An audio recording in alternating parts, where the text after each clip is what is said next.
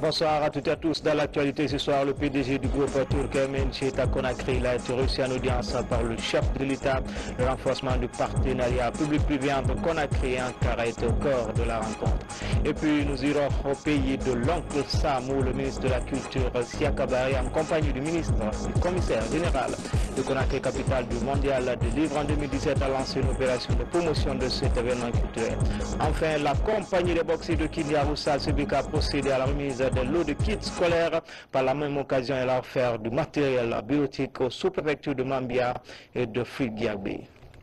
Voilà pour les titres. Encore une fois, bonsoir à toutes et à tous. L'agriculture, l'énergie et les mines, trois secteurs clés dans lesquels le groupe turc MNG compte investir en Guinée. Le PDG de cette entreprise a été reçu ce matin en audience par le chef de l'État, professeur Alpha Condé. Son entendait ainsi renforcer le partenariat public-privé entre Conakry et Ankara. Sanassi Keita du bureau de presse de la présidence. Le président directeur général du groupe turc MNG au palais Sékou Touréa, Mehmed Nazif Gonal, en compagnie d'une importante délégation, est venu témoigner au président de la République de son désir d'investir pleinement en Guinée dans les domaines de l'énergie, de l'agriculture et des mines. Un paquet global aussi important que professeur Alpha Condé tient à bras le corps pour non seulement développer le pays, mais aussi et surtout répondre de manière positive aux nombreuses aspirations de la population, notamment l'emploi des jeunes. J'ai été dans notre pays il y a 2 ans, juste avant Ebola. J'ai vu la beauté de votre pays et j'ai vu les possibilités d'investissement, notamment dans le secteur d'électricité hydroélectrique, des barrages. Et c'est pour cela que je suis revenu. La raison pour laquelle je suis ici aujourd'hui, encore une fois, c'est pour l'investissement dans les barrages. Et les autres sujets que nous planifions à faire, d'évaluer les possibilités d'investissement dans l'agriculture et peut-être même de s'investir dans les mines d'or. Cet engagement du groupe MNG aux côtés du chef de l'État est un signal fort du renforcement du partenariat public-privé entre Conakry et Ankara. Une volonté affichée à quelques jours seulement de l'arrivée à Conakry du président turc Recep Tayyip Erdogan, qui sera en compagnie de plusieurs hommes d'affaires pour étudier avec diligence les possibilités d'investissement en Guinée. Conakry abrite depuis ce matin les travaux du comité technique de la FI Roberts. C'est l'organisation tripartite qui assure la gestion de l'espace aérien des 3 pays que sont la Guinée, le Libéria et la Sierra Leone. Qui sont ceux qui prennent part à ces travaux et de quoi est-il question? Élément de réponse avec Tiernos Madialo. La réunion du comité technique de FI Roberts regroupe les directeurs d'aviation civile du Libéria, de la Sierra Leone et de la Guinée avec les membres du secrétariat général de l'organisation. Elle se tient annuellement dans un des 3 pays. Occasion de passer en revue les activités menées l'année écoulée et réfléchir sur de nouveaux projets. Actuellement, nous sommes en train de construire de nouvelles stations. Ces nouvelles stations portent sur l'AB, Zérékoré en Guinée et Yengema en Sierra Leone pour compléter nos stations terriennes de télécommunications et de surveillance de l'espace aérien, donc au modèle radar de 5, nous allons à 8. Alors aujourd'hui, c'est-à-dire où que l'avion se trouve dans notre espace, et même au sol dans nos aéroports internationaux, nos contrôleurs à partir de Morovia visualisent les avions. Les travaux de modernisation des équipements de surveillance et de communication vont être poursuivis cette année 2016 avec un nouveau président du comité technique. Le Guinéen El Hadj Dianté Keita, directeur national de l'aviation civile, succède à son homologue sierra-léonais, satisfait d'avoir réussi à mettre en œuvre certaines réformes durant sa présidence à la tête de ce comité technique. We got that refurbished and new space created for the movements and other facilities. Les installations n'étaient pas adéquates et nous avons fait le maximum pour mettre les travailleurs dans les bonnes conditions. Donc il y a eu des rénovations conséquentes qui ont été faites. Et ensuite, nous avons noté que l'espace aérien de la FIR de Roers n'était pas entièrement couvert et nous avons travaillé dans ce sens pour mettre en place des équipements afin d'avoir une couverture entière de l'organisation pour la sécurité. Nous avons deux priorités, c'est d'abord redonner à la FIR l'entité normale de contrôle du trafic aérien et éventuellement voir comment on peut créer une compagnie communautaire pour les 3 États à défaut d'une compagnie nationale pour chaque État. Jeudi prochain, Conakry va accueillir le Conseil des ministres de la FIR Roers. Les ministres guinéens, libériens et sierra-léonais des transports se réuniront pour apprécier le travail de ce comité dans la perspective du développement du transport aérien dans les 3 États. Le ministre de la Communication a procédé ce matin à la remise officielle d'un faisceau de liaison à la Direction nationale des services de diffusion. Une fois opérationnel, ce faisceau va à coup sûr améliorer la qualité des images reçues par ce service. Explication Mariam Bari. Un faisceau de liaison pour la Direction nationale de la diffusion. Cet équipement servira à résoudre les multiples problèmes de liaison existants entre la station de la RTG Coloma qui produit et le service national de la diffusion à Bourbini. Nous allons essayer de donner des réponses aux problèmes techniques qui se posent donc à la télévision publique. Et naturellement, nous comptons sur vous pour pouvoir utiliser cela dans les meilleures conditions afin qu'on puisse offrir à nos populations une meilleure qualité de télévision, d'image, afin que la communication publique puisse s'améliorer davantage. Je remercie infiniment le ministre de la Communication qui a fourni tous les efforts et je promets avec mes techniciens de mettre tout en œuvre pour que les différentes coupures qu'il y a l'habitude d'avoir sur le réseau puissent aller. Ce faisceau de liaison vient donc harmoniser le travail des 2 directions pour une meilleure visibilité de la télévision nationale. La commission électorale nationale indépendante CENI était ce week-end en conclave avec les hommes de médias. Le projet de chronogramme proposé par cette institution était au centre des débats. Les détails avec Makeme Donzo. Les journalistes de la presse privée et la CENI échangent sur la présentation du cadre juridique des élections locales et son implication opérationnelle. La CENI, sachant le rôle des médias, demande aux différents organes de presse d'utiliser une plume d'apaisement pour le maintien de la cohésion sociale en période électorale. Indépendamment de vos lignes éditoriales, c'est tout à fait logique et propre, mais au moins que vous ayez les informations vraies, les informations qui vous permettent effectivement d'assumer valablement à la fois votre citoyenneté, votre responsabilité et votre engagement aussi. Ces séminaristes promettent à la CENI de travailler dans l'intérêt national tout en respectant l'éthique et la déontologie du métier. Les exposés nous ont permis d'apprendre non seulement notre processus électoral, mais aussi et surtout des textes législatifs et réglementaires qui fondent le système électoral guinéen. Quant à la participation des médias dans le processus d'organisation de ces élections, elle sera certes citoyenne, mais professionnelle.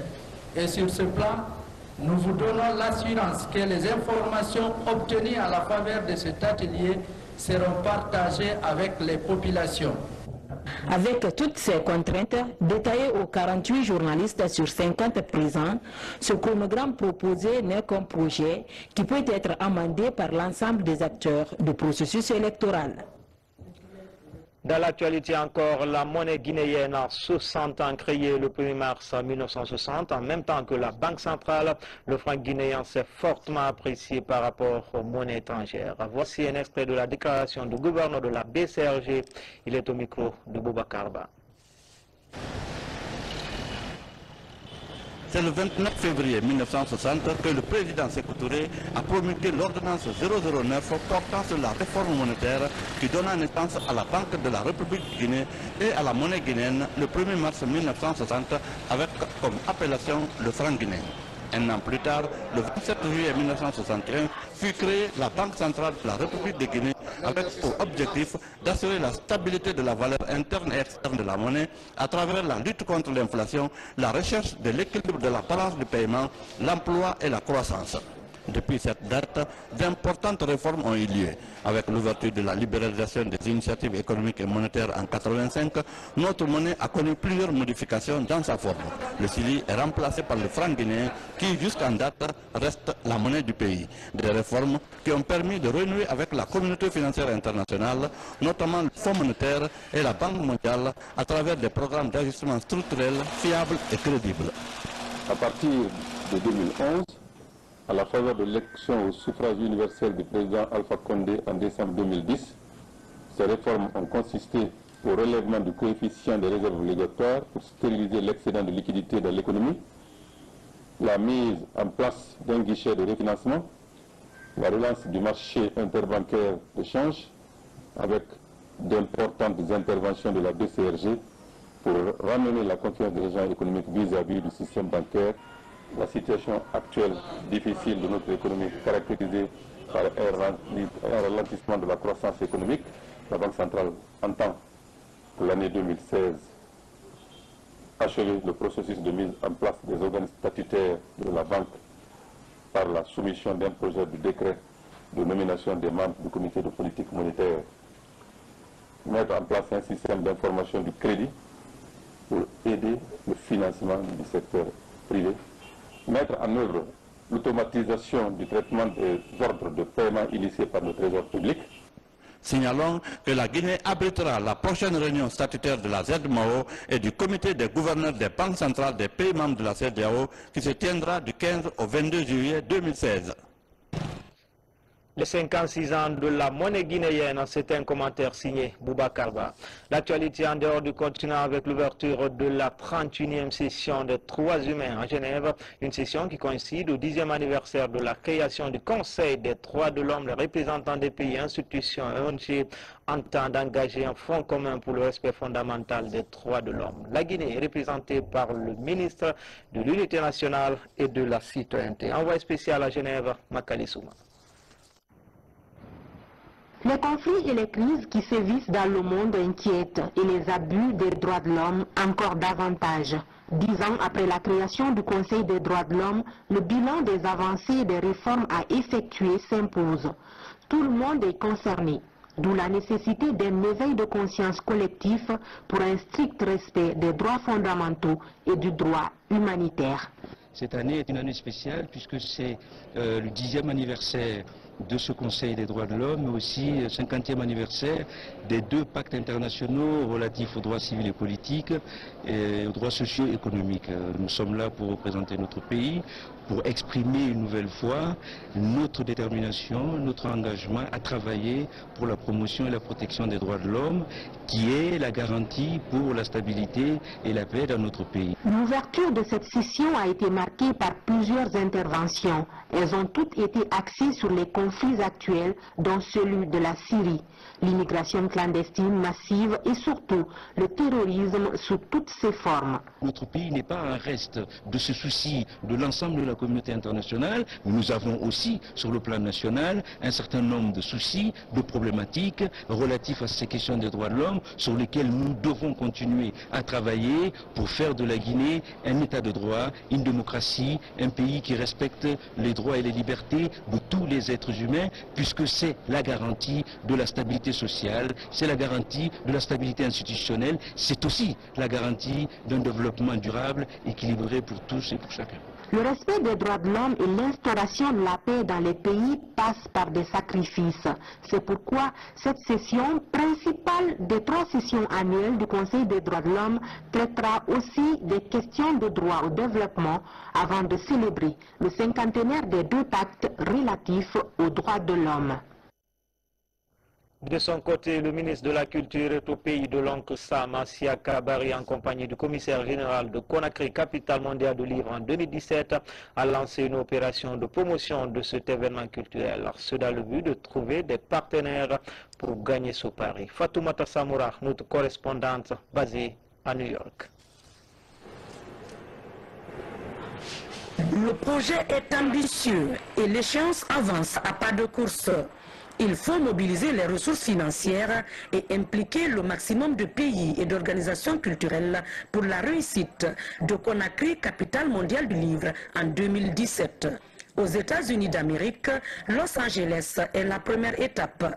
À l'Université de Californie, un film est projeté. Des exposés sont faits pour montrer la Guinée et son patrimoine culturel. La Guinée, c'est le pays des Camarades. La Guinée, c'est le pays des ballets africains. La Guinée, c'est le pays des Kouyaté Sourikaya. Et donc, nous avons un potentiel culturel à vendre. On ne peut pas vendre sans donner la main aux autres nations, surtout les nations riches comme les États-Unis. C'est ce qui explique aujourd'hui la présence de ma délégation parmi vous. C'est pour nourrir des partenariats fructueux. Donc, bâtir aussi des coopérations en matière culturelle. À l'université UCLA, le commissaire général de Conakry, capitale mondiale du livre en 2017, explique l'événement par une évidence. Qu'est-ce qu'on souhaite? C'est de créer des médiathèques à Conakry, des points de lecture dans nos quartiers. Donc, je voudrais ici, dans cette université prestigieuse, lancer un appel pour qu'on puisse tous ensemble soutenir ce projet. Ces hommes et femmes de culture sont séduits. Si on est reçu dans cette université aujourd'hui avec toutes ces personnalités, c'est parce qu'il y a un intérêt. Et pour les universitaires américains, c'est quelque chose de très très important. On parle de la culture, de l'éducation, et les livres, c'est le commencement de tout.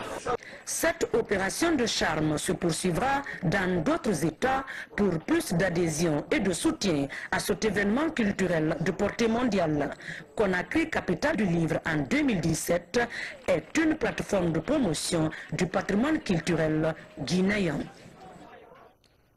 Direction l'Abbé où à quelques encablures de la ville se tenue récemment la foire artisanale de Guinée. L'événement mobilisé du beau monde, membres du gouvernement et partenaires au développement, tous déterminés à soutenir cette initiative de promotion du patrimoine artisanal guinéen. Les images de Saraf Diallo sont commentées par Fodé Camara.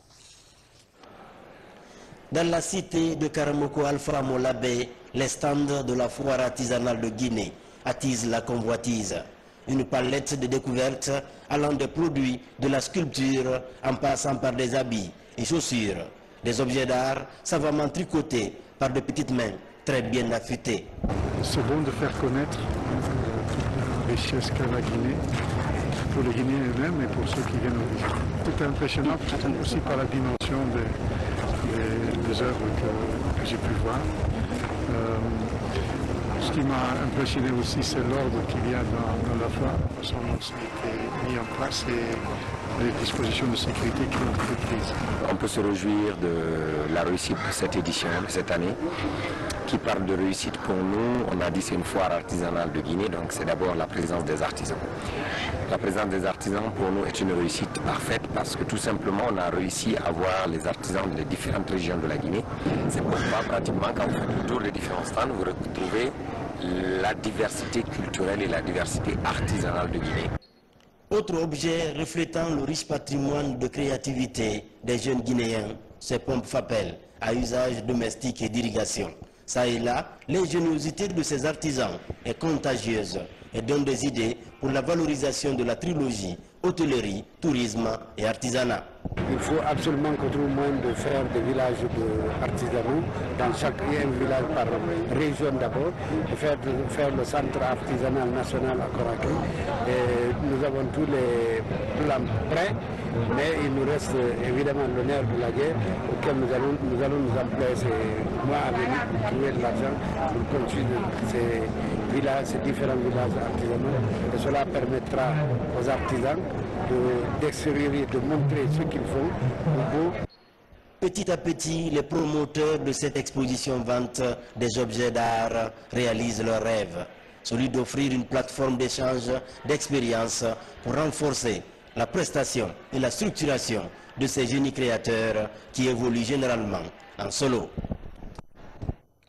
Dans le reste de l'actualité, les violences basées sur le genre, le terme était en débat récemment du côté de Kindia. La rencontre a regroupé spécialistes de la santé et élèves. L'initiative vise à faire comprendre à la jeune génération les conséquences liées à la pratique de l'excision. Tierno Maroufba, Younous Ataweli Kamara, Fanalabaya Kamara. Kindia est l'une des régions administratives de la Guinée où le taux d'excision est le plus élevé. Pour inverser cette tendance, personnel sanitaire et élèves échangent sur les conséquences de la pratique sur la santé des jeunes filles. Acteurs et autorités multiplient les efforts pour l'éradication de cette pratique néfaste. Cette conférence débat, axée sur les violences basées sur le genre entre acteurs de la santé et élèves, vise essentiellement à expliquer à cette couche les dangers liés à l'excision et les impacts liés à la santé des jeunes filles. De notre société aujourd'hui, nous les femmes, nous sommes victimes de plusieurs actes et violences qui ne sont pas prises en charge et considérées. Et donc, à travers cette conférence, ici, nous verrons que les personnes vont s'engager à la lutte contre ces différentes violences auxquelles nous sommes en train de subir. Initiée par la Fédération Mounafangui de Kindia avec un appui financier de Kill Fond de Guinée, cette rencontre d'échange a permis de débattre des mutilations génitales féminines, le mariage précoce et l'harcèlement sexuel. Pour focaliser les attentions, un film sur les témoignages des personnes victimes de violences sexuelles en milieu scolaire a été projeté. L'objectif, c'est de donner la parole aux enfants, qui puissent s'exprimer eux-mêmes. C'est vraiment la voix des enfants pour qu'ils nous disent d'abord c'est quoi la définition des violences qui sont pratiquées en milieu scolaire, les causes, les conséquences, et eux-mêmes qui nous donnent des propositions de solutions. Donc avant Kindia, aujourd'hui, j'étais les jours passés à Dabola, où nous avons fait les mêmes activités également, où nous avons donné la parole aux enfants qui se sont constitués en groupe de travail pour donner vraiment leurs avis et leurs points de vue sur les violences qui se font en milieu scolaire. Nous n'allons pas seulement nous limiter au centre urbain, mais nous devons élargir la même conférence jusqu'au niveau communautaire. Parce que par endroit, il faudrait d'abord écouter les enfants. Il faut que les enfants s'expriment. Les enfants réclament leurs droits. On sait bien, les parents aiment dire souvent que les enfants ont des devoirs. On est d'accord. Mais par endroit, il faudrait qu'on les écoute. Ils expriment leurs sentiments et nous disent ce qu'ils veulent. Au terme de cette rencontre, des recommandations ont été formulées pour lutter contre cette pratique, surtout en milieu rural. En plus bref et en image, le 8 mars, c'est bientôt pour accompagner les femmes des deux RTG Koloma et Boulbiné à mieux fêter cette date qui célèbre la femme. La Fondation Elage Djeliba Djabi pour la paix et l'assistance sociale et le ministère de la Communication offrent des complets aux travailleuses de ces deux médias de service public. La cérémonie de remise a eu lieu ce matin dans les locaux de la RTG Koloma. Nous y reviendrons dans nos prochaines éditions d'information.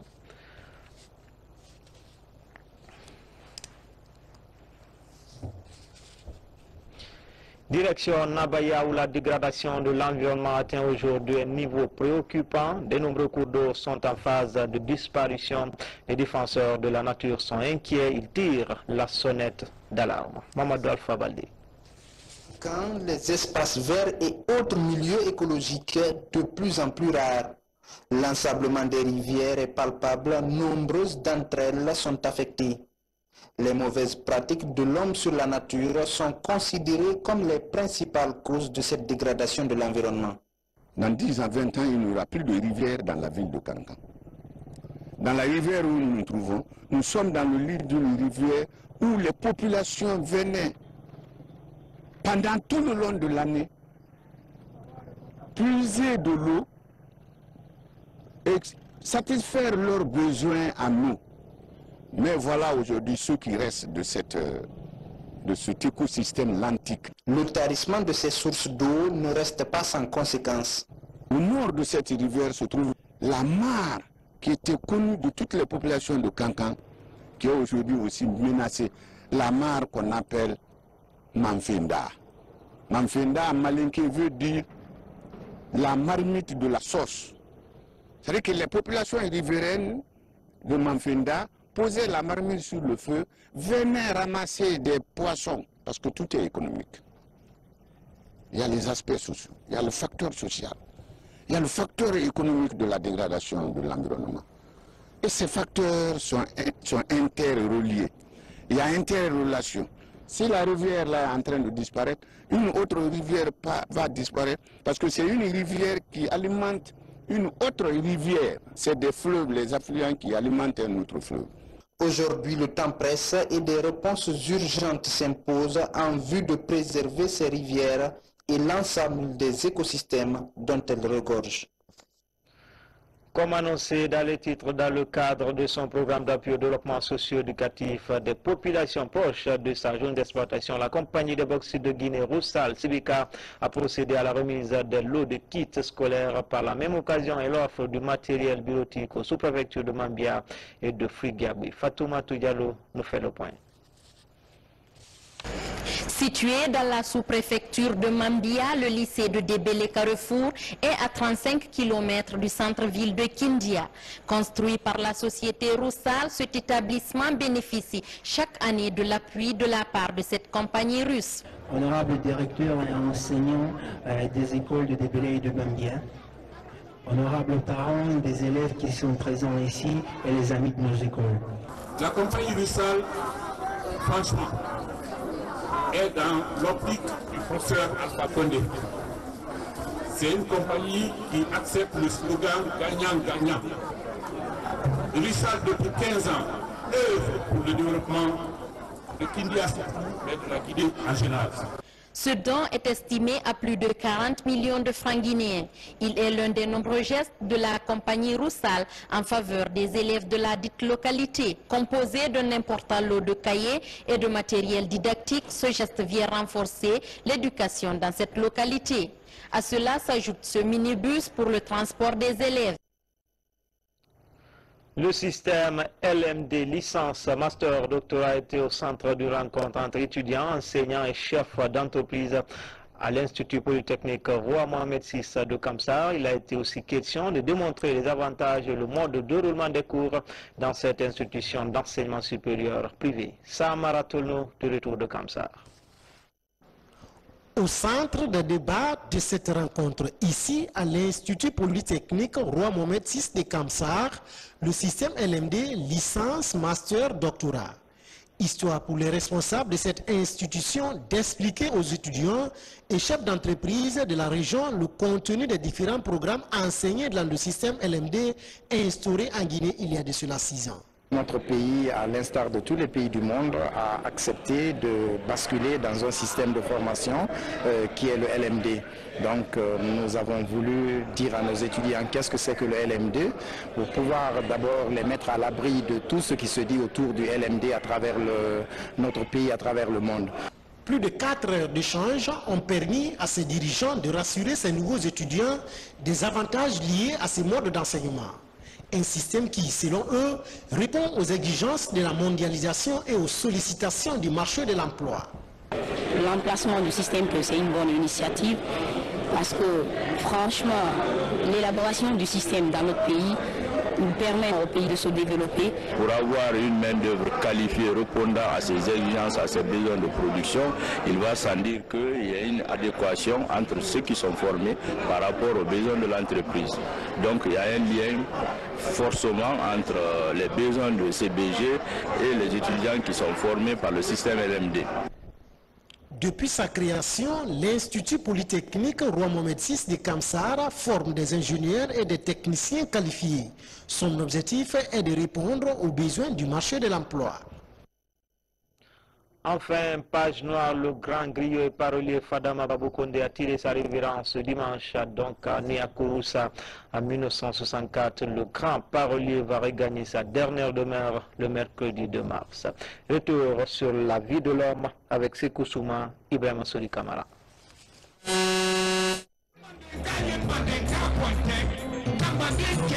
Fadama Babou Condé n'est plus. Né en 1963 à Kouroussa, il a tiré sa révérence à l'hôpital national d'Onka par suite de maladie. Fadama Babou Condé était un parolier exemplaire qui racontait l'histoire du Mandingue. À cette douloureuse occasion, certains de ses compagnons témoignent. Fadama Babou Condé, celui dont nous pleurons aujourd'hui de la perte cruelle est venu en droite ligne avec les valeurs de conservateurs des traditions africaines. Fadama Babou, héritier de ce grand érudit, vient de nous quitter en nous laissant beaucoup de documents sonores. Malheureusement, il n'a pas écrit, mais il a enregistré les cassettes. Suite à cette triste nouvelle, parents, collaborateurs se souviennent de l'homme. Quelqu'un qui connaît l'histoire du monde, c'était Fadama Babou, un grand ami à moi. Vraiment, j'adresse mes condoléances les plus assistées à la famille. Lui et moi, on est venus ici ensemble. Le destin a fait que lui, il a continué à faire la parole. Moi, j'ai continué avec ma carrière musicale. Donc, si cet homme tombe aujourd'hui, je ne fais que vraiment demander le bon Dieu qu'il soit vraiment pitié de son âme. Et l'âge Fadama Babou Condé est parti à jamais, en laissant derrière lui une veuve et 6 enfants. Les cérémonies funèbres auront lieu mercredi 2 mars prochain dans son village natal à Fadama, dans la préfecture de Kouroussa. Paix à l'âme du grand parolier Mandingue.